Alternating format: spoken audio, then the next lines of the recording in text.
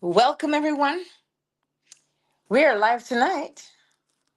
We sure are. I trust that you had a great day. Also, I trust that you enjoyed meditation last night. If I were you, I'd save that video to favorites and watch it over and over and over again. That's what I would do. But I digress. Um, Tonight, we're reading the book The Law and the Promise by Neville Goddard.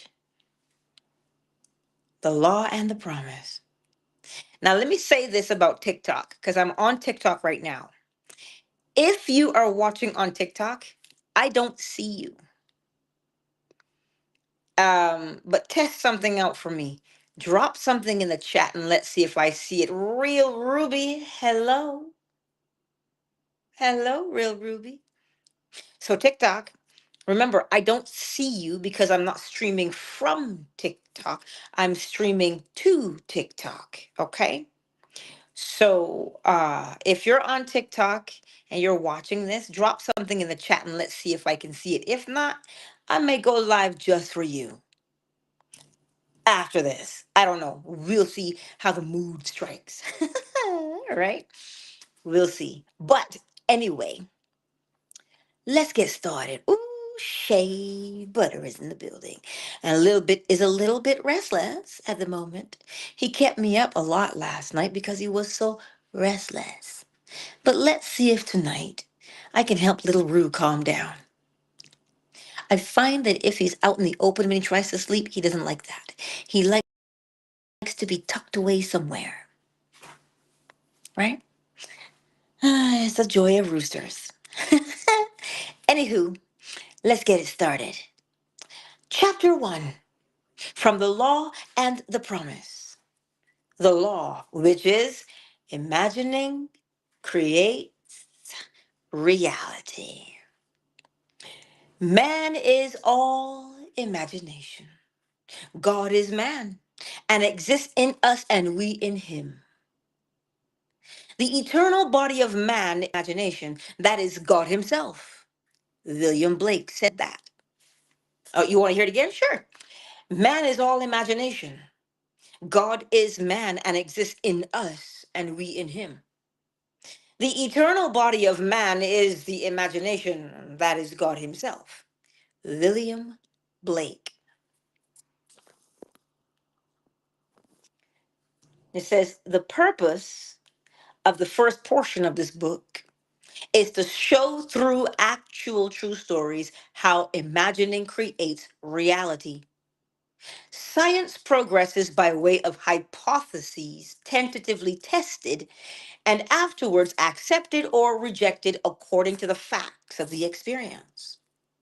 The claim that imagining creates reality needs no more consideration than is allowed by science. It proves itself in performance. Ooh, let me slide in there real quick. Imagining creates reality. You know how the scientists have the athletes sitting with the little caps on their heads, and the caps are hooked up to the computer. And the coach will come in and say, "Hey, I want you to run the race in your head." They're sitting in a chair with a cap on, hooked up to a computer. He says, "Run the race here." Do you know what the computer picks up? Every single muscle that fires. Imagining creates reality. So, because they imagined running the race, the muscles in their body fired. You can look that up anywhere online. But now you understand that imagining creates reality. So, for some reason, we think that what we imagine has no effect on what is going on around us. When in actuality, they're just hooked up to the computer and it is registering wherever their brain lights up what they're doing. The motor sensors, well, you have movement. That's why the motor sensors would light up, right? So, imagining creates reality. Uh. The world in which we live is a world of imagination. In fact, life itself is an activity of imagining. You see, William Blake wrote, Professor Morrison of the University of St. Andrews, the world originates in a divine activity identical with what we know ourselves as the activity of imagination. His task being to open the immortal eyes of man inward into the worlds of thought, into eternity, ever expanding in the bosom of God. The human imagination. Nothing appears or continues in being by a power of its own. Nothing appears or continues in being by a power of its own. Events happen because comparatively stable imaginal activities created them, and they continue in being only as long as they receive such support. Listen to it again. Events happen because comparatively stable imaginal activities created them. That is the principle of correspondence, as within, so without. But you hear what it says? Stable. Meaning you're having the same thought the same way every time. Stable. It doesn't fluctuate, it doesn't change. You just keep having the same thought. That is stable. Okay?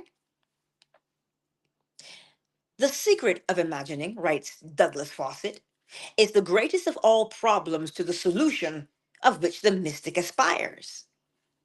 I don't get that.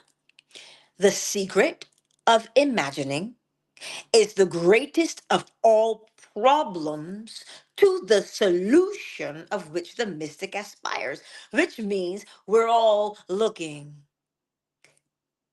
to the use of imagination to solve something. Supreme power, supreme wisdom, supreme delight lie in the far off solution of this mystery. Wow. When man solves the mystery of imagining, he will have discovered the secret of causation, and that is imagining creates reality. Therefore, the man who is aware of what he is imagining knows what he is creating. Angela, say it again. The man who is aware of what he is imagining knows what he is creating. And he realizes more and more that the dream of life is imaginal, not physical. All activity is at bottom imaginal. Did you hear what that means? So all activity has its origin in imagination. The foundation of the drama of life is imaginal. An awakened imagination works with a purpose. It creates and conserves the desirable and transforms or destroys the undesirable. Divine imagining and human imagining are not two powers at all, rather, one. Divine imagining and human imagining are not two powers at all, but rather they are one. How? The valid distinction which exists between the seeming two lies not in the substance with which they operate, but in the degree of intensity of the operant power itself.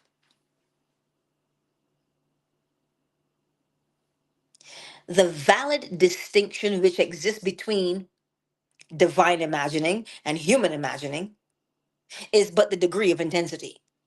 This is where let me slide in. This is where we look at the law of vibration and the law of polarity together.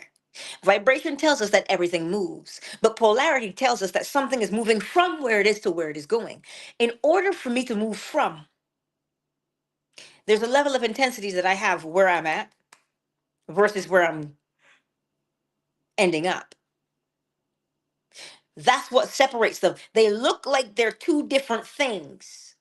Like love and hate look like they're different. When in actuality, it's just a matter of intensity that will tell you which one you're dealing with. For instance, in Paris, or in France, I should say, they have a law called a crime of passion. Huh?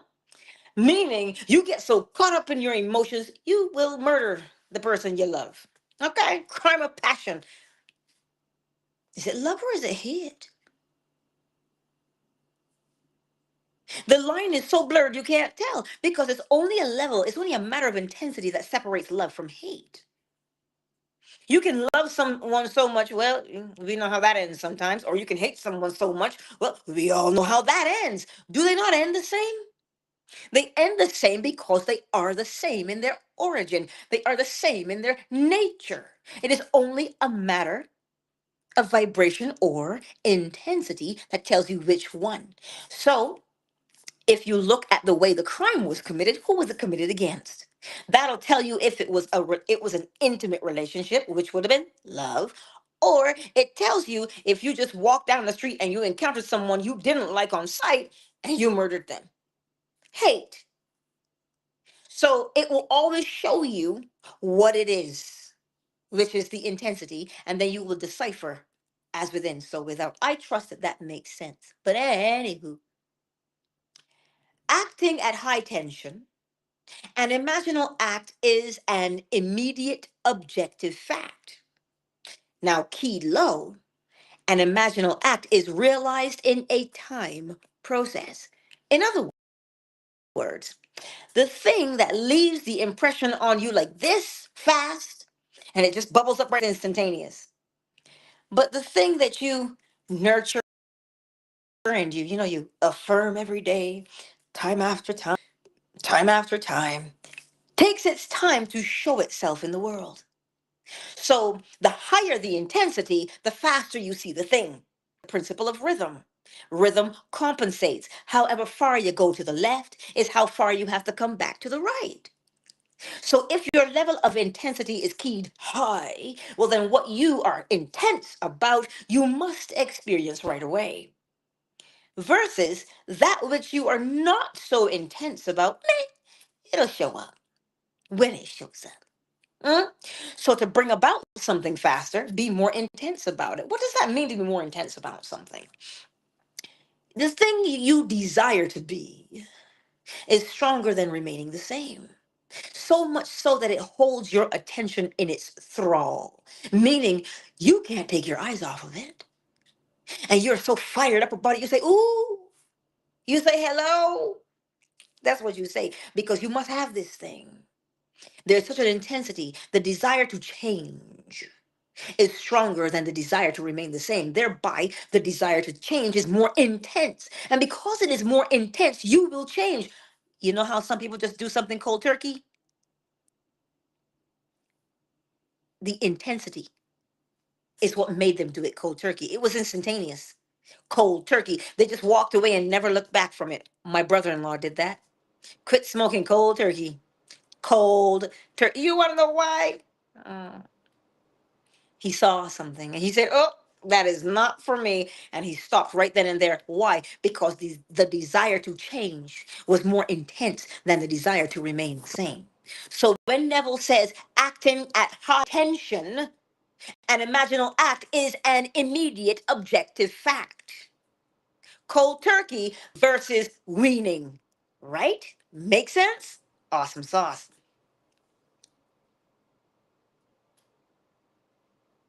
So he says, keyed low, an imaginal act is realized in a time process. But whether imagination is keyed high or low, it is the ultimate, essentially non objective reality from which objects are poured forth like sudden fancies. No object is independent of imagining on some level or levels. Nothing is independent of imagining, meaning the iPad and the iPhone, they started here for somebody. Nothing is independent of imagination because it cannot exist. Imagination, which depends upon the operant power, because remember, that's what he said. Uh, he said it. It depends upon the operant power, which is you. You have to give it its intensity. Hmm. So, everything in the world owes its character to imagination on one of its various levels. Objective reality, I am objective because you're looking at me right now. So I'm here right now. You can see me, I'm objective.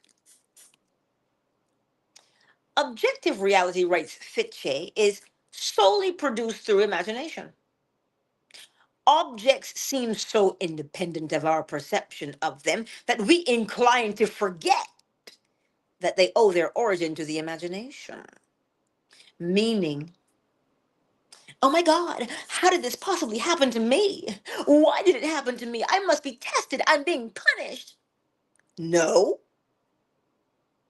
Objects seem so independent of our perception of them that we incline to forget that they owe their origin to imagination. So the next time you say, oh my God, how could this possibly have happened to me? You thought about it somewhere in your life. Cherokee, it lights up. Sorry, I couldn't help myself because she said she loved the unicorn pajamas. It lights up. I digress. I love them. These are my favorite. The world in which we live is a world of imagination. And man, through his imaginal activities, creates. Man, through his imaginal activities, creates the realities and the circumstances of life. This he does either knowingly or unknowingly. What does that mean? It means he either deliberately chose what to imagine, or he allowed the mood or the movement of the day or somebody cussing him out to determine what he was going to imagine. So whether we are deliberate or unwitting, that's what he means. He says, men pay too little attention to this priceless gift. I'm working on it, Cherokee. I'm working on it. You'll get one. I'm working on it. Men pay too little attention to this priceless gift. The human imagination and a gift, practically non existent, unless there is a conscious possession of it and a readiness to use it. So, in other words, we take it for granted, right? But the human imagination and a gift is practically non existent unless there is a conscious possession of it and a readiness to use it. All men possess the power to create reality, but this power sleeps as though dead, then not consciously exercised. Men live in the very heart of creation, the human imagination, yet they are no wise place therein. The future will not be fundamentally different from the imaginal activities of man. Therefore, the individual who can summon at will whatever imaginal activity he pleases, and to whom the visions of his imagination are as real as the forms of nature, well, he is master of his fate. The future is the imaginal activity of man in its creative march. Imagining is the creative power not only of the poet, the artist, the actor and orator, but of the scientist, the inventor, the merchant, and the artisan. Its abuse in unrestrained, unlovely image making is obvious. Oppenheimer, the atomic bomb.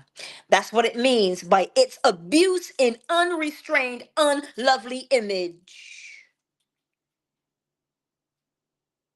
The unlovely image was to destroy Nagasaki and Hiroshima, but the lovely was Michelangelo carving David. I forget the other artist's name who carved Hades and Persephone. or what he calls it, the abduction of Persephone. My God, I've never seen a more riveting piece of sculpting in my life. And he didn't 3D print it because there wasn't 3D printing back in his day. He had a chisel and a mallet. Tap, tap, tap, tap on marble.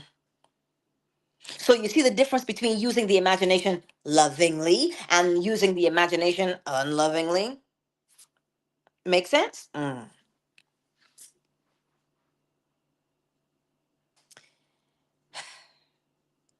Its abuse in unrestrained, unlovely image making is obvious. But its abuse in undue repression, its abuse in undue repression breeds a sterility which robs man of actual wealth of experience. What does that mean? It means if you don't use your imagination, you render yourself sterile. Of what? The experience of creating, the wealth of the experience. Imagining novel solutions to ever more complex problems is far more noble than to run from problems. Life is the continual solution of a continually synthetic problem. Imagining creates events. The world, created out of men's imagining, comprises unnumbered warring beliefs. Therefore, there can never be a perfectly stable or static state. Today's events are bound to disturb yesterday's established order. Imaginative men and women invariably unsettle a pre existing peace of mind. Listen to it. Imaginative men and women invariably unsettle a pre existing peace of mind. How though? Well, do not bow before the dictate of facts and accept life on the basis of the world without. So do not bow before the dictate of facts and accept life on the basis of the world on the outside. Assert the supremacy of your imaginal acts over facts. Assert the supremacy of your imaginal acts over facts and put all things in subjection to them. Why would you do that? Because you know where they come from. You know that you are the cause, the operant power. And you bring about the thing you want to experience versus the fact is some science would tell you the placebo effect is all there is, right? That's a fact. Effect does exist. But that's the fact. But to put the placebo effect into subjection, you make it bow to the principle, which means you know it's not placebo. You know it is here. And you know how to apply it here so that it shows up like placebo. That's what you're doing. So you see, you do not accept the fact, well, get your affairs in order. You don't accept that fact. You put that fact into subjection to the law, which is imagining creates reality. But think about it. Scientists could tell you the placebo and the nocebo effect they exist. Why do they exist? Because of the person and what they hold to be true. So if what you hold to be true shows up as a placebo or nocebo effect, nocebo means you bring about the negative, placebo you bring about the positive. You heal yourself or you die. So those are the two. So here we have science saying to us the placebo effect is real. Why is it real?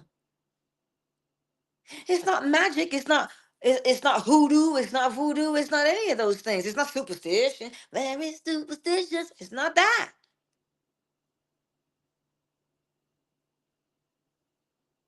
It is you recognizing where the power lies.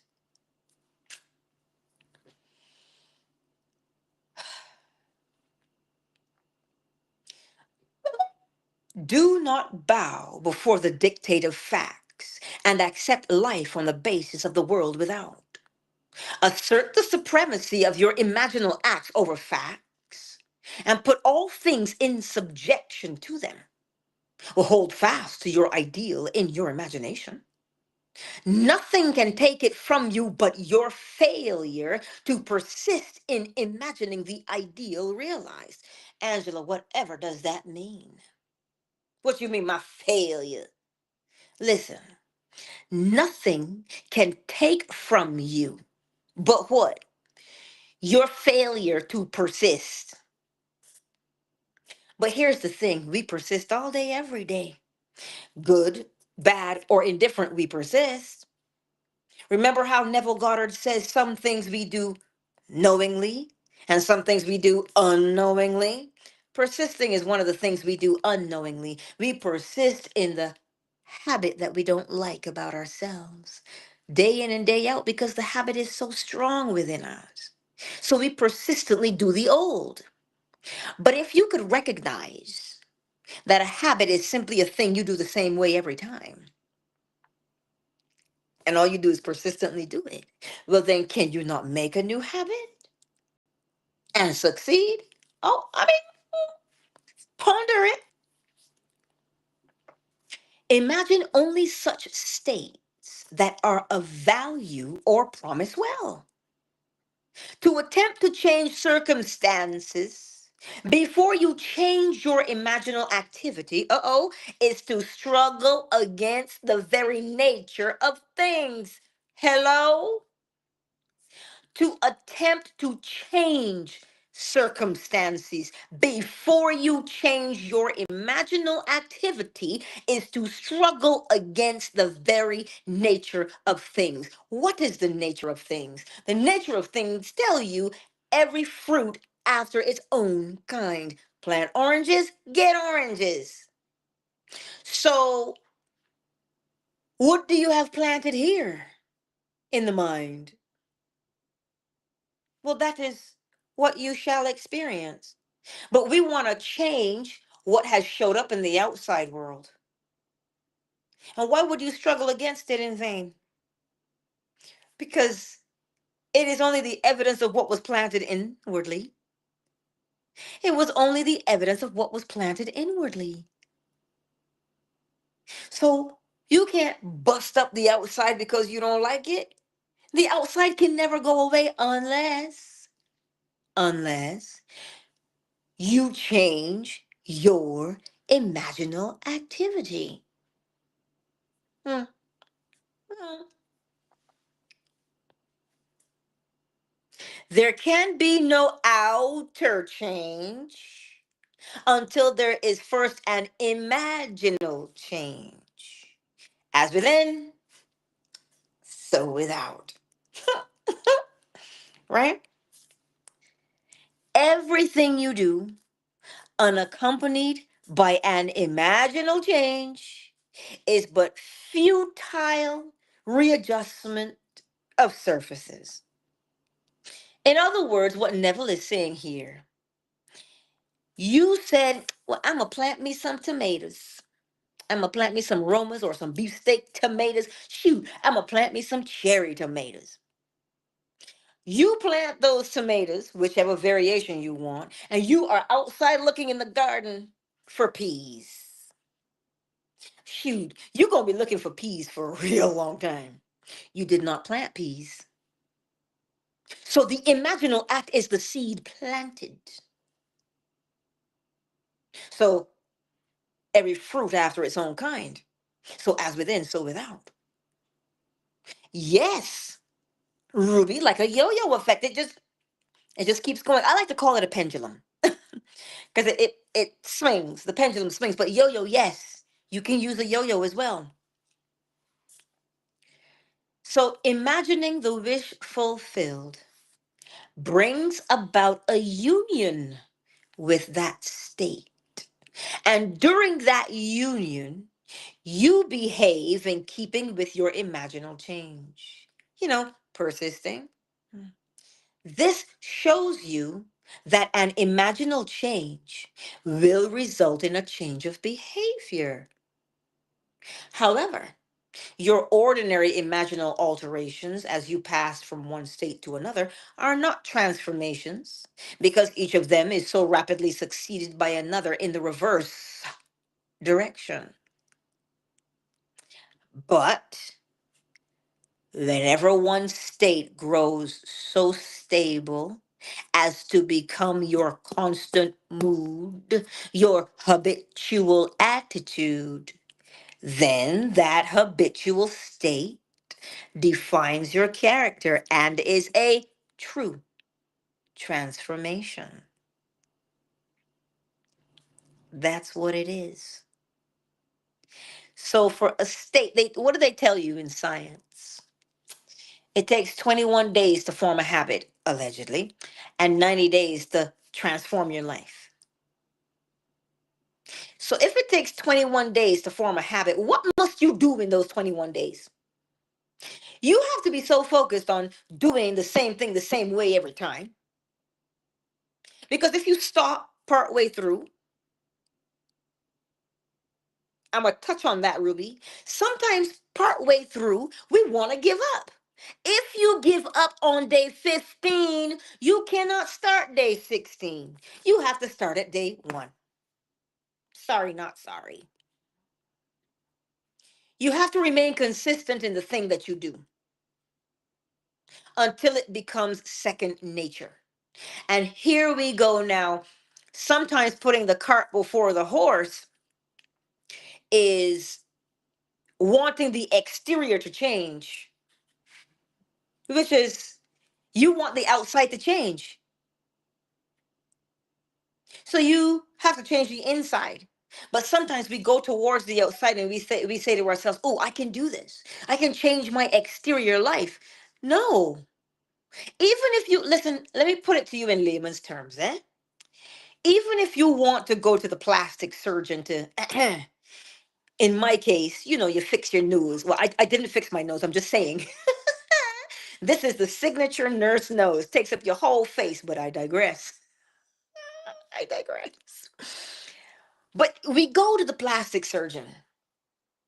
What do we do when we see him or her? We say, "Look, I want to look like this."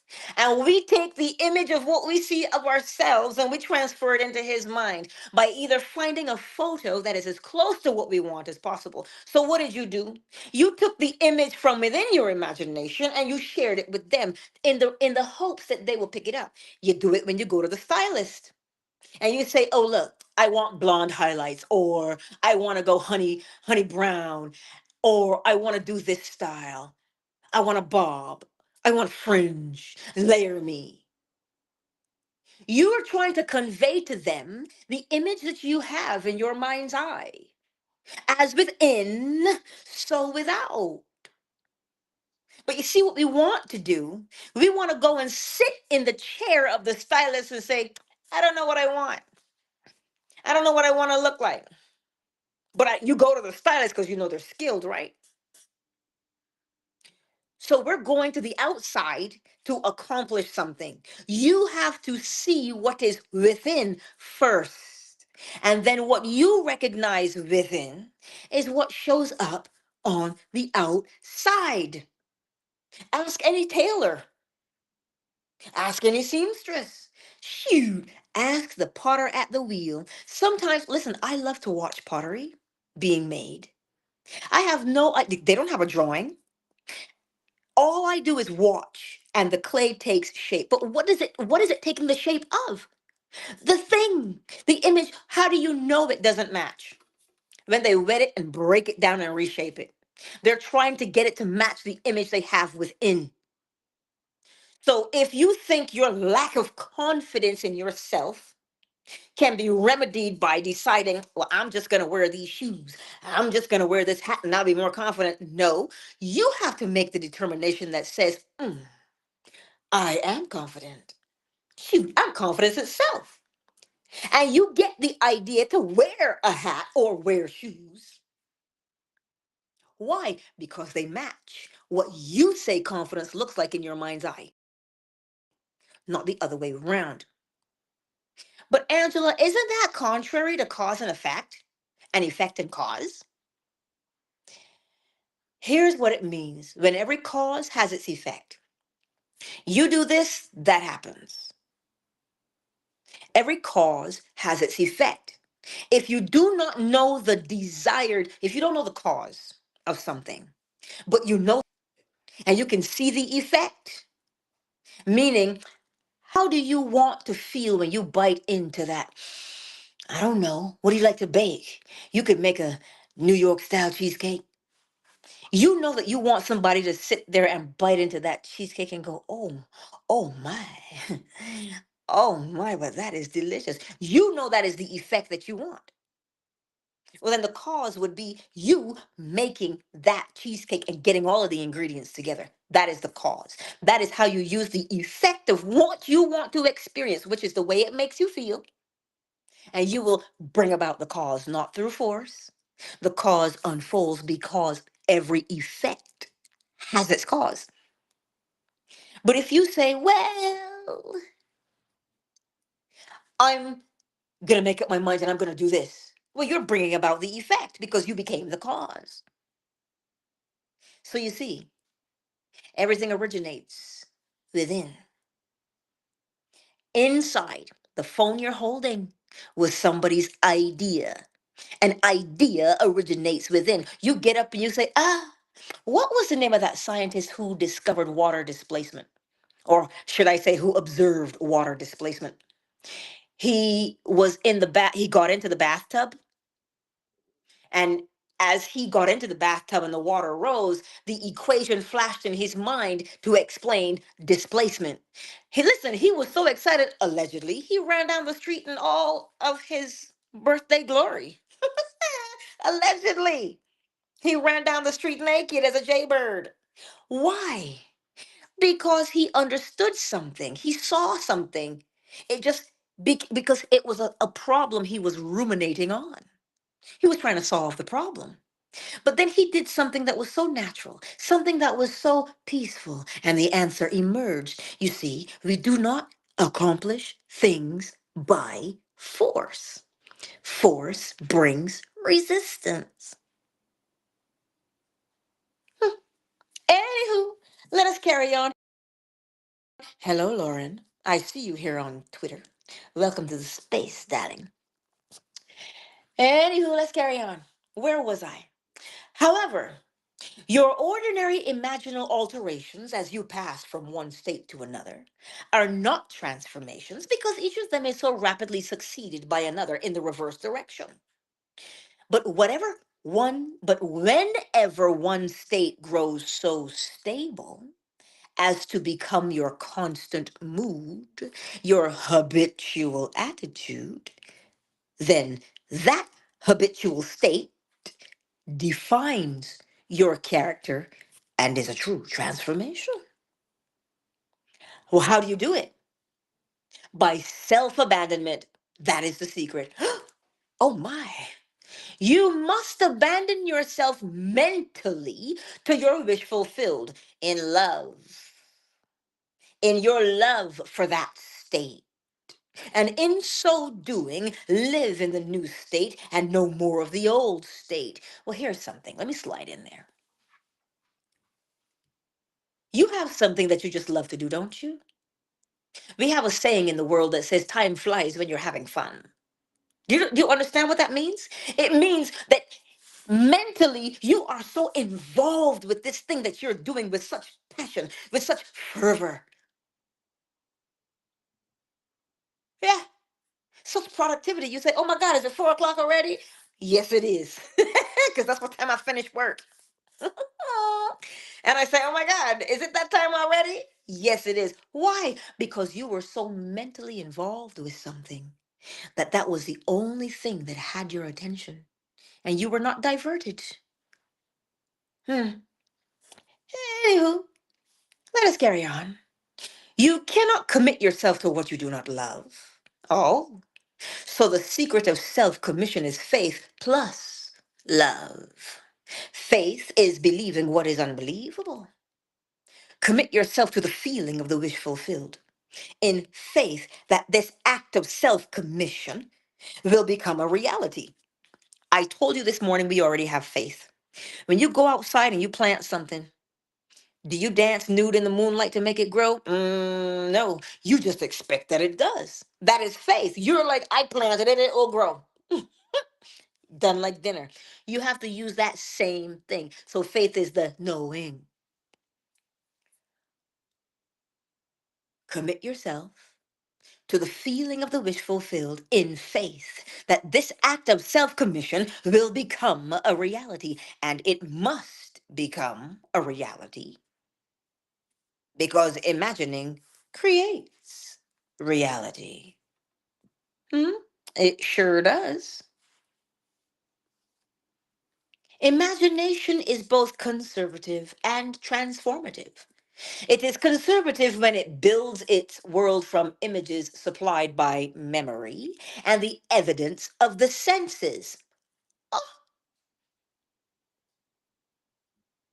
it is conservative when it builds its world from images supplied by memory and the evidence of the senses. It is creatively transformative when it imagines things as they ought to be, building its world out of the generous dreams of fancy. In the procession of images, the ones that take precedent naturally are those of the senses. Eyes, ears, nose, mouth, yes. Nevertheless, a present sense impression is only an image. It does not differ in nature from a memory image or the image of a wish. You know exactly what that means. Scientists tell you that the brain, allegedly, does not know the difference between what you are imagining and what is real. That's what scientists tell you. That the brain can't tell the difference between what is imaginary and what is memory. So if the brain cannot tell the difference between what is imagination and what is memory, well, then it is in your best favor, is it not? It is in your best favor to use the imagination because allegedly it can't tell. But do you know what tells? Our senses. You look at your bank account, you say, "Ooh, oh my." Ooh, as they say in Barbados, financially embarrassed. Yikes. And you look at it and you see that it is what it is. But you could be looking at something that doesn't belong to you. You could be looking at something that is a lie, and the brain wouldn't know. But it is you who makes the association to says, "Oh my God, that's mine." Mm. Sometimes the way we look at our children and go, "Oh, he's mine, ain't he?" I digress. You understand what I'm saying. I trust that you do. If not, my DMs are always wide open. So, it does not differ in nature from a memory image or the image of a wish. Because why does it not differ? Because an image is only an image. And all it cares about is the image. But you see, we judge the image. But mm, that's for another day.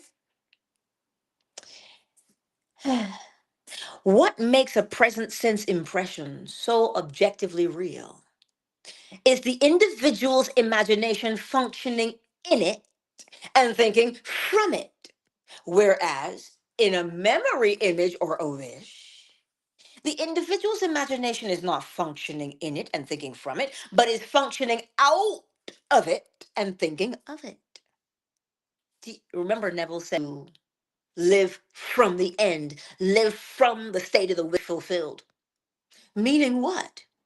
You are fully engaged and immersed in the feeling of it, the feeling of the reality of it.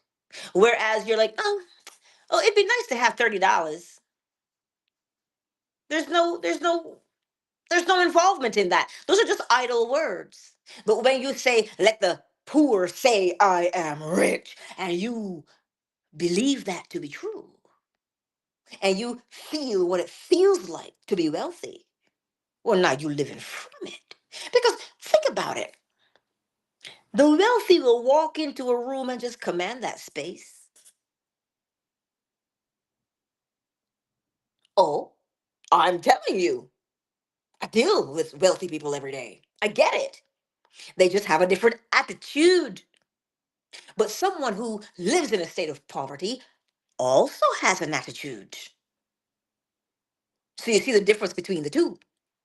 So when you walk in a state of poverty, you're living from your state. So everything you live from is what you experience. But if you say, "Oh, whatever, it's okay," you're just thinking of it. It doesn't matter to you here or there. You're just thinking of it. Oh, wouldn't that be nice? You're just thinking of it. But when you are so committed to it that it commands everything to bend right around you, now you living from. If you would enter into the image in your imagination, then would you know what it is to be creatively transformative? Then would you realize your wish? And then you would be happy. Every image can be embodied, but unless you yourself enter the image and think from it, it is incapable of birth. Explain? Yes. I feel like the Dalek for there for a minute, but if you know Doctor Who, you know what I'm talking about. Neville describes it in this fashion. Are you going to sit and watch your life on the screen? Or will you be on the stage acting out your life? That is the difference between your success and your failure of any situation. When you get up on the stage and you act it out, in other words, when you rehearse in imagination what you would experience in reality, then you become it. And as you believe yourself to be, then you must be, because you're living from it. So, this is why you never watch and hope for. You imagine and rehearse what you would do. What would you do if you accomplish? What would you do if you got that promotion? What would you do? How would you walk in the office if you got that promotion? Oh, how would you answer the phone if you got that promotion? Or would you ignore a call if you got that promotion? The party you're trying to reach is currently unavailable. Would you do that? So, how would you behave? Then, in your mind's eye, you must behave that way. You don't watch yourself behave that way. That is thinking of it. But when you do the thing in your mind's eye and you become it, well, now you are living from it because you are it. Anywho, that which requires imaginative occupancy to produce its effect obviously cannot be effected without such occupancy. You cannot be in one image and not suffer the consequences of not being in another. Imagination is spiritual sensation. Enter the image of the wish fulfilled. Then give it sensory vividness and tones of reality by mentally acting as you would act were it a physical fact. Now, this is what I mean by spiritual sensation. Imagine that you are holding a rose in your hand. Smell it. Do you detect the odor of roses? Listen, sit for a minute with this one. No time like the present to experiment, isn't it? Imagine that you are holding a rose in your hand.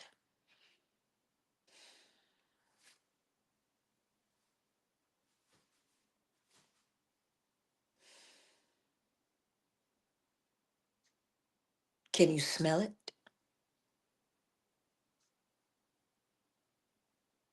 Because he says to you, if the rose is not there, why is its fragrance in the air?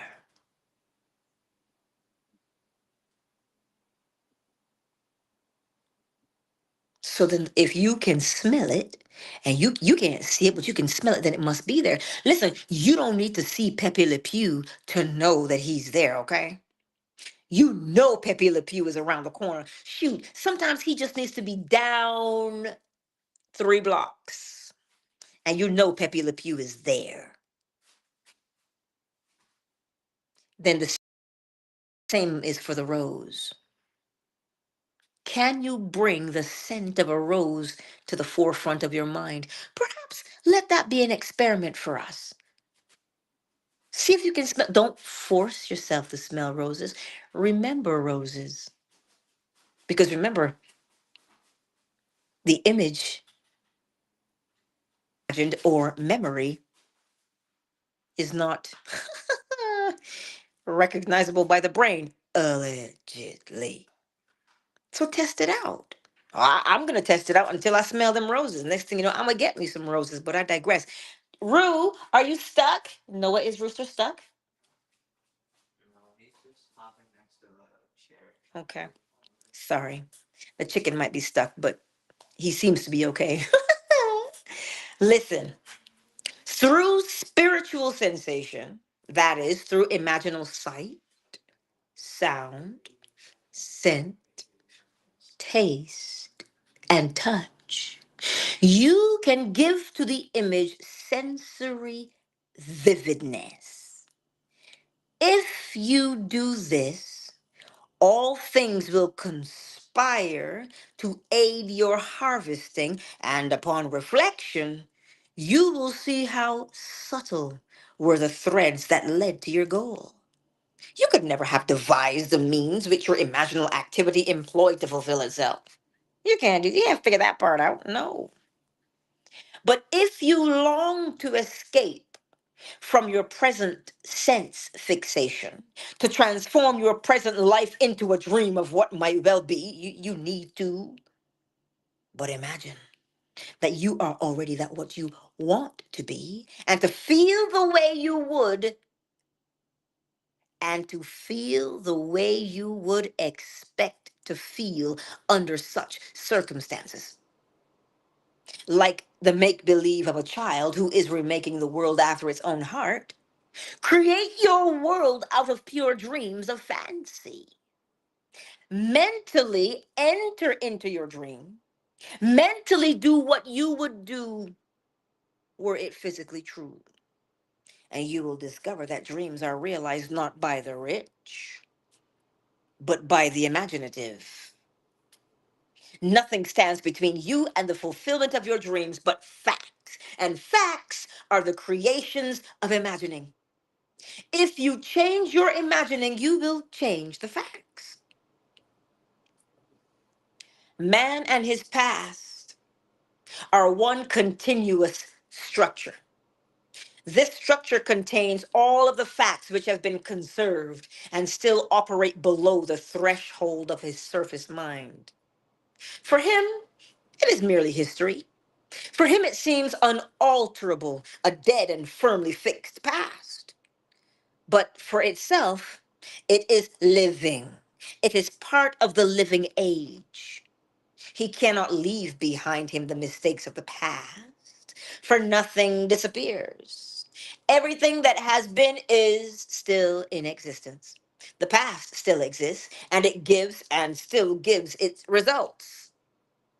Man must go back in memory, seek for and destroy the causes of evil, however far back they may lie.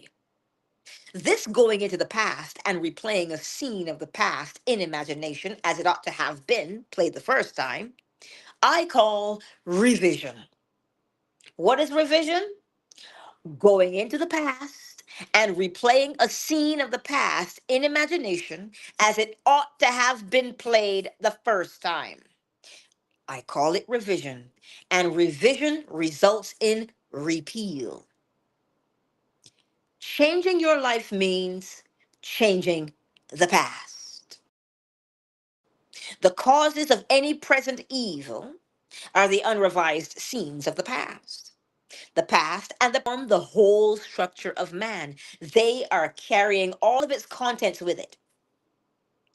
Any alteration of content will result in an alteration in the present and future. Live nobly so that mind can store a past well worthy of recall. And should you fail to do so, remember the first act of correction or cure is always revise. If the past is recreated into the present, so will the revised past be recreated into the present. Though your sins are like scarlet, they shall be as white as snow is a lie. And it is no lie. The purpose of the story to story commentary that follows is to link up as briefly as possible the distinct but never discounted themes in this book. It says, I hope as a thread of coherent thought that binds the whole into proof of its claim. Imagining creates reality. To make such a claim is easily done. To prove it in the experience of others is far sterner. To stir you to use the law constructively in your own life, well, that is the aim of this book. And there concludes chapter 1. Imagining creates reality. You know what we do at this time. We take a brief recap and then we go into the silence for 5 minutes. But what are we going to do in the silence, eh? Well, you could experiment with the smelling of roses. Any kind of a smell that is so familiar to you. Because I did speak about this last week. And to expand upon it a little bit, where he says the past does not remain in the past. It cannot. Every time you bring it forward by way of your memory, remember, allegedly, the brain doesn't know the difference between a memory and an image of just something. It just sees the image. So that image from the past, which is a memory, the moment, remember how we did it last week? The moment you ruminate, pontificate, and contemplate, the moment you do that, it's not in the past anymore. You're presently thinking of it. And because you are presently thinking of it, you are presently feeling it. And because you are presently feeling it, oh, it's real to you. And you live it over and over again. But here's the thing, the future now is done in exactly the same way. What would you become if your wish were fulfilled? What would you be doing? Well, that's the quote unquote future, right? Because it quote unquote hasn't happened yet, so it's the future. So what are you doing when you rehearse? When you rehearse, you are bringing the future to the present. Remember, it's to bring the past into the present. So either way, you are bringing something to the present, and that which you bring to the present, which is here and now, persistently, is what you experience. So let this be the last time you sit on the front steps or sit on the edge of your bed remembering all the bad that has happened to you. Understand what it does to you when you do it. The memory will always be there, but listen to how he said to fix it. He said to revise it. I'll tell you a story that he told us.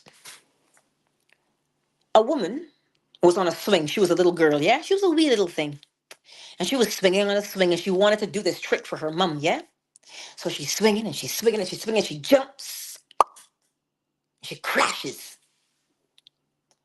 And she had a fever. I think it was for 3 days. I don't think she was unconscious, but she had a very high fever. And she was bedridden for 3 days. Now she's in her 40s. And that fall that she took, she went to every doctor there was to try to get rid of this pain, and they couldn't do anything about it. They didn't matter what she took, they could not get rid of the pain. But one night she went to a Neville Goddard lecture, just like you are here right now. And Neville says to revise the past. Go back to a memory and play it out the way it should have gone. Is that not what you're doing in the future, though? Either way, the way it should have gone. So, anywho, that's what she did. She went back to that swing as a little girl. Yes, Ruby, it sure does take away victimhood. Revision. So here she is as a little girl again, swinging on a swing. Whee! Whee! Oh, look, Ma! And she jumped. over and over and over and over till she stuck the landing the way it should have gone. Well, let me tell you what happened, Linda. The pain was gone. The morning she woke up, the pain was gone. She went to the doctor and they're like, well, we don't know what happened, but the pain was gone. Some would say, oh, please, pish posh. That's just rubbish. But to the person who has had the experience of revision, have I ever revised? Shoot, we revise every day. But can I pinpoint one? No, not yet. But that doesn't mean I haven't done it. This is what I'm trying to tell you. Sometimes we try and force things. It is the things that really matter to you that you will put the effort into, meaning living from that place. So the thing that you truly want to change is the thing that you will revise. And right now in my world, I am sure there's something I could come up with that I can revise, but nothing moves me that much to want to revise it. To be frank, oh wait, to be Angela, all right? So this is how revision happens. The thing that moves you to do it, remember, it is not by force. So that's why when the memory comes up naturally, do you want to change it? Do you want to go back and revise it? Well, then, here's how you do it. You begin to experience in imagination what you would experience in reality if that thing were revised. How should it have gone? That is what you rehearse in your mind's eye. And you don't rehearse in your mind's eye for shits and giggles because, oh, well, maybe it'll work. No, you don't have to say maybe it'll work. You know the principles.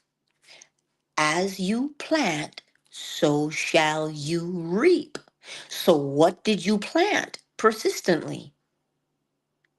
The revised act? Well, then, it is only understood that as you persist in the thing that you persist in, you must see the evidence of it. And that goes all the way back down from the fact that you could be broke. That goes all the way back down that your knees could need some help. Your back could need some help. Shoot, maybe you got some kind of an autoimmune. Do you think that is somehow exempt?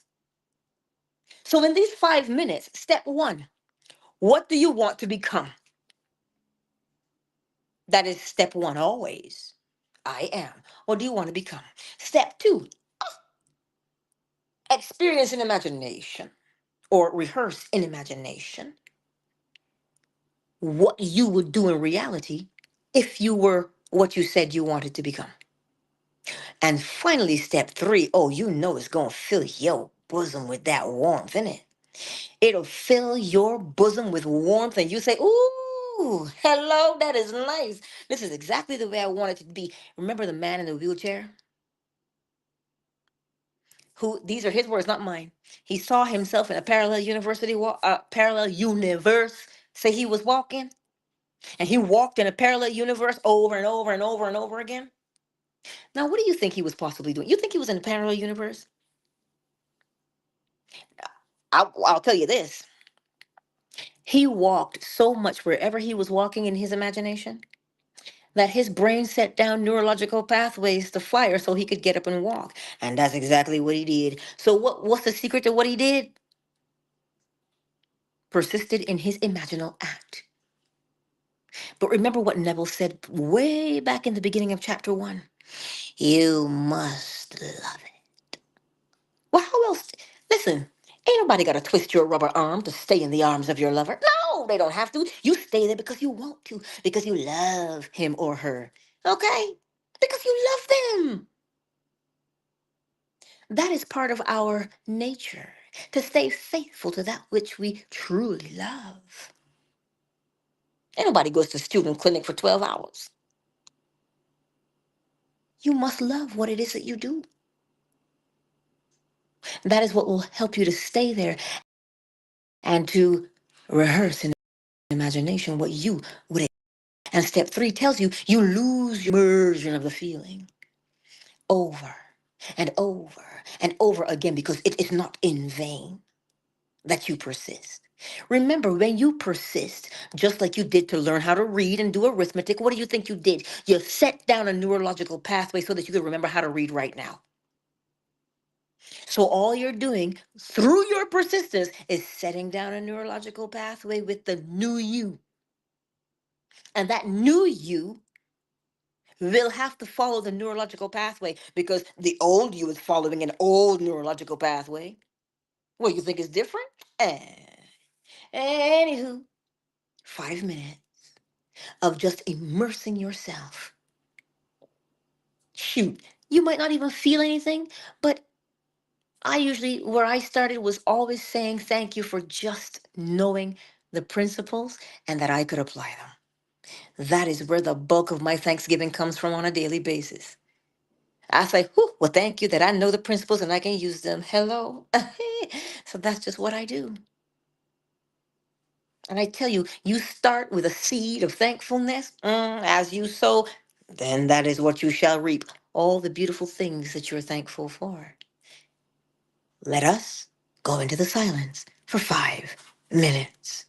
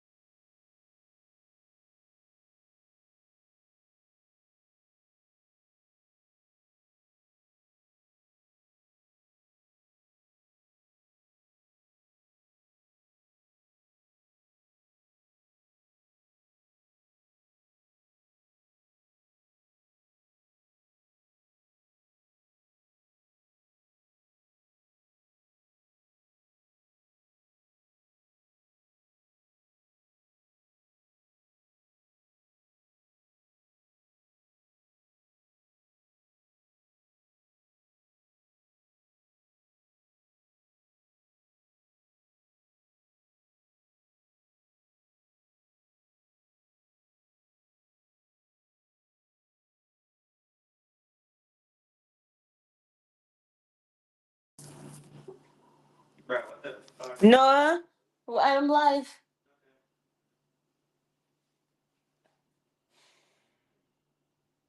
And there concludes our 5 minutes. I thank each and every one of you for being here on this Get Ready for Bed. I truly appreciate each and every one of you right here on YouTube, Facebook, TikTok, Twitter, and fan base. Indeed, I do. Oh, Ray of Sunshine. Hey, Queen Marat and girls are here. My real Ruby here. I see you, Moon and Dolphin Duck and Shea Butter. And Lauren was here on Twitter. So, anyhow, rest well, my beautiful friends. Rest well. Good night. Wait, did something just come up in the chat? You're welcome, Real Ruby, anytime. And thank you for joining us over on Patreon. Indeed. I've got some new things coming out, meditations, classes for anybody who's signed up either as a YouTube member or Patreon member or Fanbase member. Fanbase, they have their stuff there that they do on Saturdays.